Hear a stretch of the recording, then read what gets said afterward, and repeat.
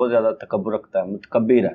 جیسے کہ ابھی حال ہی میں آپ نے ایک جملہ بول دیا تھا کہ ہم پہ تو صحابہ سے زیادہ تکلیفیں آئی ہیں اور یہاں آپ کے اسٹوڈنٹ کو استغفر اللہ، اس طرح بات ہی نہیں ہوئی ہے، یہ کانٹیکسٹ ہی بالکل ڈیفرنٹ ہے. یہ تو بات میں نے یہ کی تھی کہ بعض اعتبار سے آج ہمیں ان تکلیفوں سے گزرنا پڑ رہا ہے کہ جن سے صحابہ کرام کو بھی نہیں گزرنا پڑا. یہ میں نے کب کہا کہ ہماری تکلیفیں ان سے زیادہ ہیں. یار جو شخص رٹ لگائے بیٹھا ہوا ہے عمار ابن یاسر کی، اس کے بارے میں یہ کہنا کہ وہ یہ کہتا ہے کہ میں عمار ابن یاسر سے زیادہ مظلوم ہوں اور میرے اسٹوڈنٹ ان سے زیادہ مظلوم ہیں، یا میں مولا علی سے زیادہ مظلوم ہوں، یا میں امام حسین سے زیادہ مظلوم ہوں. مجھے بتائیں ہمارا کون سا اسٹوڈنٹ ہے جو میرے بارے میں یہ گمان کرے کہ جن ہستیوں کے دفاع میں کھڑا ہوں میں اپنے آپ کو ان سے زیادہ دین کے حوالے سے سمجھتا ہوں کہ میری قربانی ہے. یہ تو آؤٹ آف کوسچن ہے. تو میں جب یہ بات کر رہا ہوں کسی کانٹیکسٹ میں نے بات کی تھی، میں نے یہ بات کی تھی اس طرح کئی ایک چیزیں. مثلا میں ابھی بات کرتا ہوں بے حیائی کے معاملے میں. اس وقت جس آزمائش سے ہم گزر رہے ہیں، کیا صحابہ کرام اس آزمائش سے گزرے؟ تو ٹھیک ہے، تسی سارے بھی فتوے چ آ گئے ہو، آؤ آ گئے ہو گیڑے چ. کیا صحابہ کرام جب روڈ پہ نکلتے تھے تو ان کو 40x40 فٹ کا ایک بے پردہ عورت کا بینر نظر آتا تھا؟ ان کے لیے بد نگاہی سے بچنا زیادہ آسان تھا بنسبت ہمارے تو موبائلوں میں آیا ہوا ہے، ہم تو لیپ ٹاپس میں پڑھتے ہیں. تو اگر میں یہ جملہ بولوں کہ بے حیائی کا جو فتنہ ہے جس طریقے سے آج ہمیں آزمایا جا رہا ہے، صحابہ کرام بھی اس آزمائش سے نہیں گزرے. اور وہ بھی کئی اعتبار سے سرکار صحابہ کرام کی تو 4 تو بیویاں ہوتی تھی، 20 لونڈیاں ہوتی تھی. تو آڈا ایک ویاہ نہیں ہوتا. 30 سال عمر ہوگی، بچوں کی شادی نہیں ہو رہی. صحابہ کرام کی 15 سال کی عمر میں شادی ہو جاتی تھی. ذرا اس بے حیائی کے فتنے کو اور سیکس کو کنٹرول کرنے کے اعتبار سے دیکھیں تو ہماری جو آزمائش ہے نا، اس کا 100واں حصہ بھی صحابہ کو نہیں گزرنا پڑا، بلکہ ان کے لیے تو بڑی آسانی تھی. لاجیکلی لے جائیں گورے کی عدالت میں، ٹائم قیامت تک جے ثابت کرو.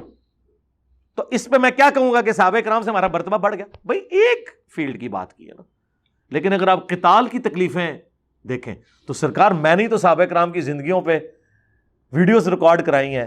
ابو ذر غفاری ہے جی، ہم نے ہی بتایا نا کہ کیا تکلیفیں تھی. سعد ابن ابی وقاص کی قادسیہ ہم نے ڈسکس کی ہے نا. خالد ابن ولید کی یرموک ہم نے ڈسکس کی ہے نا. تو ہم ان باتوں میں کہہ رہے تھے کہ جی ہم ان کو پیچھے چھوڑ گئے؟ نہیں، نعوذ باللہ. ہم یہ کہتے ہیں بعض اعتبار سے ہمیں آزمایا گیا ہے. کبھی ایسے ہوا ہے کہ حضرت عمر نے اونچی آمین کی ہی ہو اور حضرت حمزہ نے ان کو کان سے پکڑ کے مسجد سے باہر نکال دیا ہو کہ تو آمین کی اونچی گئی ہے. ہوا ہے کدے؟ تو ہمارے ساتھ تو ہو رہا ہے.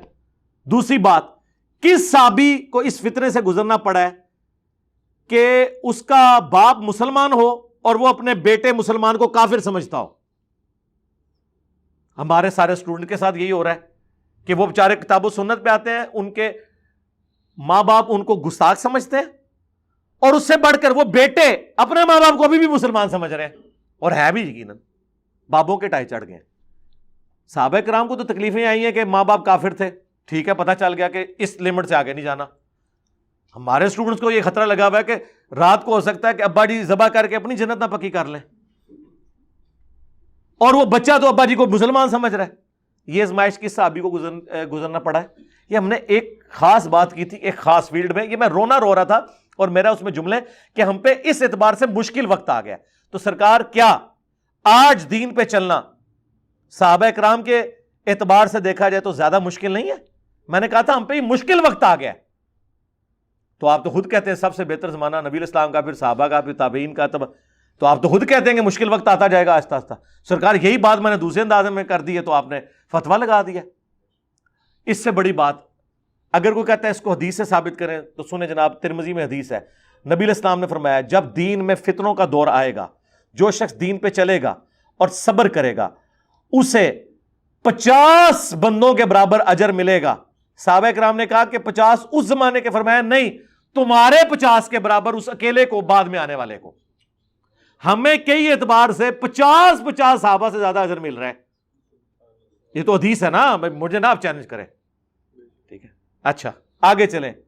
مسند احمد میں حدیث ہے، صحیح ابن حبان میں، جو مجھے دیکھے اور ایمان لائے اسے 1 دفعہ بشارت، جو بغیر دیکھے ایمان لائے اسے 7 دفعہ بشارت. ایک روایت میں ہے 2 دفعہ بشارت، توبہ پھر توبہ. آپ مجھے بتائیں، آپ حضور کو آپ کہیں گے یا رسول اللہ یہ کیا ہم چھوڑ گئے؟ اور سب سے بڑھ کر جو مسند احمد کی حدیث ہے، مشکات میں بھی یہ ساری حدیثیں موجود ہیں. ابو عبیدہ ابن جراح فاتح رومن امپائر کے، وہ کہہ رہے ہیں یا رسول اللہ سب سے بہتر ایمان تو ہمارا ہوگا نا، ہم آپ پہ ایمان لائے، آپ کا ساتھ دیا ہر موقع پہ. آپ نے فرمایا بہتر ایمان ان لوگوں کا ہوگا جو تمہارے بعد آئیں گے، جو مجھ پر ایمان لائیں گے حالانکہ انہوں نے مجھے نہیں دیکھا ہوگا. تو سب سے پہلے تو حضرت ابو عبیدہ ابن جرح کو اس مسئلے میں پروٹیسٹ کرنا چاہیے، یا رسول اللہ یہ کیا ہوا بعد والے. اور وہ جو مسلم کی حدیث ہے، یہ پورا ایک چیپٹر ہے مشکات کی 3 جلد میں، اس امت کے ثواب کے بیان میں، اس میں یہ ساری حدیثیں ہیں کہ نبی علیہ السلام فرمایا کہ مجھ سے شدت سے محبت کرنے والے لوگ وہ ہیں جو میرے بعد آئیں گے، اور وہ کہیں گے کاش ہم سے ہماری جان مال اولاد سب کچھ لے لیا جائے، ایک جھلک صرف حضور کی ہمیں نصیب ہو جائے. یہ نبی علیہ السلام نے صحابہ کو کہہ رہے ہیں. لے اور کتنی باتیں بتائیں آپ کو. اب یہ ساری کی ساری، اور پھر سب سے بڑی تبلیغی جماعت اس ایک حدیث کے اوپر کھڑی ہوئی ہے جس کو شیخ البانی تو صحیح کہتے ہیں، ہمارے نزدیک وہ کمزور روایت ہے، چلیں کوئی حرج نہیں، کہ جامعہ ترمذی میں کہ اے میرے صحابہ اگر دین کے 10 حصے ہیں تم 9 پر عمل کرو، ایک کو چھوڑ دو برباد ہو جاؤ گے، اور بعد میں آنے والی امت 9 چھوڑ دے گی ایک پہ چلے گی کامیاب ہو جائے گی. ہوں دسو اسی ایک تے چل کے اگے نکل گئے اور 9 پہ چل کے پیچھے رہ گئے. اس پہ تبلیغی جماعت کھڑی ہے نا جی، یہی بیان کرتے ہیں نا وہ، یہ فضائل مال میں بھی لکھی ہوئی ہے، اسی پہ انہوں نے سروزہ نکالا ہوا ہے. یعنی 10 دن میں ایک دن، 20 دن میں دوسرا، اور مہینے میں ایک سروزہ کہتے ہیں. وہ کیلکولیشن اس طرح انہوں نے کی ہوئی ہے. وہ کہتے ہیں ہونا تو چاہیے کہ پورا مہینہ ہو، تو صحابہ پورا مہینہ لگاتے ہیں نا، ہم 3 دن لگا لیں. وہ 3-10 کی نسبت انہوں نے یہ سروزہ نکلا اس میں سے ہوا ہے، اس حدیث میں سے. تو ماموں پارٹی جدو تواڈے وڈے سب کچھ کٹ رہے سن، ادو تانوں نہیں خیال آیا کہ گستاخی ہو رہی ہے؟ اس لیے کہ اس سے ان کو کوئی فرق نہیں پڑا تھا. اسی تے جناب چشتی رسول اللہ، اشرف رسول اللہ کہہ کے چولاں لا کے رکھتی ہیں انہاں دیاں. اس زخم سیدھا نہیں ہوندا، میں پھر کھرچ دینا. اتنی دفعہ کھرچیا ہے کہ ان من کھرچنے کی ضرورت نہیں، وہ کینسر بن گیا. انہیں کٹے گی انہاں دی لت بھی باں بھی، کیونکہ جب کینسر بن جائے نا پھر آپ کو زخم چھیڑنے کی ضرورت نہیں ہوتی. وہ اتنا خراب کر دی ہے بار بار کہہ کے، کیونکہ جو قرآن حدیث کو نہ مانے پھر ہمیں اس طریقے سے منوانا پڑتا ہے نا. ٹھیک ہے، وہ مولوی کہتے ہیں جناب وہ جی انجینئر صاحب کے اسٹوڈنٹس ہمارے بچوں کو آوازیں کستے ہیں چشتی رسول اللہ. سرکار جب آپ کے بچے دیوبندیوں کو آوازیں کستے تھے اشرف علی رسول اللہ، ہاں ہن پتہ لگا کنی تکلیف ہوندی ہے. آئے نا گیڑے چ. ٹھیک ہے، تو اللہ کا شکر ہے، میں سمجھتا ہوں کہ اس کا ثواب اعلیٰ حضرت کو جاتا ہے. یہ فارمولہ میں نے ان سے سیکھا. انہوں نے ایک پڑیا لکھی اسام الارمین 1905 میں، پوری دیوبندیت الٹ کے رکھ دی، وہ چھوٹی سی کتاب. اے فارمولہ میں اتھو لے آ جائے، پھر ویلیو ایڈیشن ودیش کیتی ہے. ایک بندے نے ہزاروں علماء دیوبند کو فیل کر دیا ایک فارمولے کے تحت کہ ان کو گستاخ ثابت کر دو، کوئی گل ہی نہیں سنے گا. تو اس دنیا میں جب کوئی قرآن و حدیث سننے کے لیے تیار نہ ہو تو میرے پاس تو پھر یہی تھا کہ میں کس طریقے گستاخ ثابت کر دوں، اور جینون. اور فتویٰ کبھی نہیں لگایا، عبارتوں پہ فتویٰ لگایا، قائلین پہ کبھی فتویٰ نہیں لگایا. یہ ذہن میں رکھے گا، کوئی نہیں کہے گا کہ میں نے کبھی کہا ہو کہ نعوذ باللہ داتا صاحب یا معین الدین چشتی صاحب. نہیں، ہمیشہ کا 1 ٹن حسن ظن رکھا. ان کی کتابیں، ان کی عبارات، ہو سکتا ہے وہ مرنے سے پہلے توبہ کر گئے ہوں. ہاں ہمیشہ یہی کہا، کبھی اس طریقے سے فتویٰ نہیں لگایا. اللہ کا شکر ہے. لیکن سرکار یہ ہماری مجبوری تھی، اعلیٰ حضرت سے ہی تو ہم نے سیکھا. کہتے ہیں بزرگوں سے سیکھنا چاہیے. تو بزرگوں سے ہم نے سیکھا کہ آپ نے اگر اپنی بات پہنچانی ہے تو مخالفین کی فاش غلطیاں ہائی لائٹ کر دیں تو لوگ آپ کی بات سن لیں گے. لیکن اعلیٰ حضرت نے اس کے اگینسٹ بابوں کی تعلیمات سکھائیں، میں نے اس کے اگینسٹ بخاری اور مسلم کی تعلیمات، جو ہمارے نبی علیہ السلام کی تعلیمات ہیں، وہ پہنچائیں. قرآن پیش کیا.